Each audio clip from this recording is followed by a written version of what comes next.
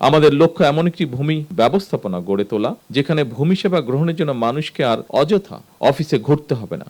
আমাদের লক্ষ্য একটি হয়রানিমুক্ত, প্রযুক্তি নির্ভর, নাগরিক বান্ধব ভূমি ব্যবস্থা প্রতিষ্ঠা করা। শুধুমাত্র জমিজমা সংক্রান্ত বিষয় নয়, প্রতিটি ক্ষেত্রেই জনবান্ধব কর্মসূচি নিয়ে সরকার জনগণের কাছে দায়বদ্ধ থাকতে চায়। জমি ব্যবস্থাপনা যত বেশি আধুনিক এবং প্রযুক্তি নির্ভর করা যায়, জমি সংক্রান্ত বিরোধ সম্পত্তির পথও খুব সম্ভবত তত বেশি সহজ হয়ে যায়। জমি ব্যবস্থাপনার ক্ষেত্রে অনলাইন সুবিধা নিশ্চিত করায় আমি ব্যক্তিগতভাবে বিশ্বাস করি জমিজমা সংক্রান্ত দুর্ভোগ অনেকাংশেই লাঘব পাবে। একই সঙ্গে জমিজমা সংক্রান্ত বিরোধকে কেন্দ্র করে ভূমি অফিসগুলোতে মধ্যস্বত্ব ভোগীদের দৌরত্ব কমবে ইনশাআল্লাহ। চলমান এই ভূমি সেবা মেলা আধুনিক ভূমি ব্যবস্থাপনা এবং নাগরিকদেরকে নিজেদের দায়িত্ব সম্পর্কেও আরও সচেতন করবে। দেশের জনসংখ্যা বৃদ্ধির সঙ্গে সঙ্গে একটি খুব গুরুত্বপূর্ণ বিষয় যে আমাদের মাথাপিছু জমির পরিমাণও কমে আসছে। ফলে জমির অর্থনৈতিক মূল্য যেমন বাড়ছে, তেমনি জমি নিয়ে বিরোধ, মামলা, মকদ্দমা এবং জটিলতাও বাড়ছে। একই সাথে অনেক ক্ষেত্রে এসব বিরোধ ব্যক্তি ও পরিবারের শান্তিও নষ্ট করার পাশাপাশি জাতীয় উন্নয়ন কর্মকাণ্ডেও প্রতিবন্ধকতার সৃষ্টির কারণ হয়ে দাঁড়িয়েছে।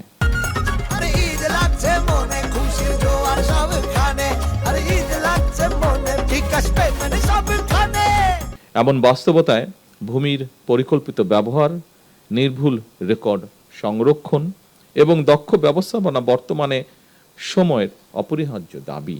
উন্নত প্রযুক্তি ব্যবহার করে জরিপ কার্যক্রম পরিচালনার মাধ্যমে নির্ভুল ভূমি রেকর্ড প্রস্তুত করতে ভূমি মন্ত্রণালয় কাজ করছে। একই সঙ্গে ভূমি প্রশাসনের প্রায় সকল সেবাকে ডিজিটাল প্ল্যাটফর্মে নিয়ে এসে নাগরিকদের জন্য সেবা গ্রহণকে আরও সহজ, দ্রুত এবং কার্যকর করারও উদ্যোগ নেওয়া হয়েছে। আমাদের লক্ষ্য এমন একটি ভূমি ব্যবস্থাপনা গড়ে তোলা যেখানে ভূমি সেবা গ্রহণের জন্য মানুষকে আর অযথা অফিসে ঘুরতে হবে না, অথবা দুর্নীতি কিংবা হয়রানির শিকারও হতে হবে না। শুধুমাত্র জমিজমা সংক্রান্ত বিষয় নয়, প্রতিটি ক্ষেত্রেই জনবান্ধব কর্মসূচি নিয়ে সরকার জনগণের কাছে দায়বদ্ধ থাকতে চায়। কারণ দীর্ঘ ১.৫ দশকেরও বেশি সময় ধরে ফ্যাসিবাদ শাসন শোষণের জাতাকলে পৃষ্ঠ দেশের জনগণ বর্তমানে রাষ্ট্র এবং রাজনীতিতে তাদের অধিকারের প্রতিফলন দেখতে চায়।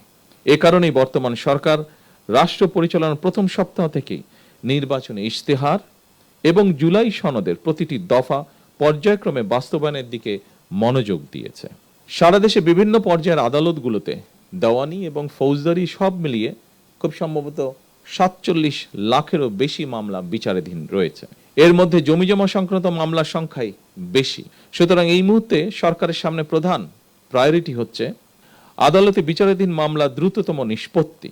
তবে প্রচলিত আদালতের বাইরেও জমিজমা সংক্রান্ত বিরোধ নিষ্পত্তির জন্য গ্রাম আদালত কিংবা অল্টারনেটিভ ডিসপিউট রেজুলেশন এডিআর অর্থাৎ বিকল্প বিরোধ নিষ্পত্তির মতন আইনানুগ ব্যবস্থার মাধ্যম অবলম্বনের দিকেও জোর দেওয়া জরুরি বলে আমরা মনে করি।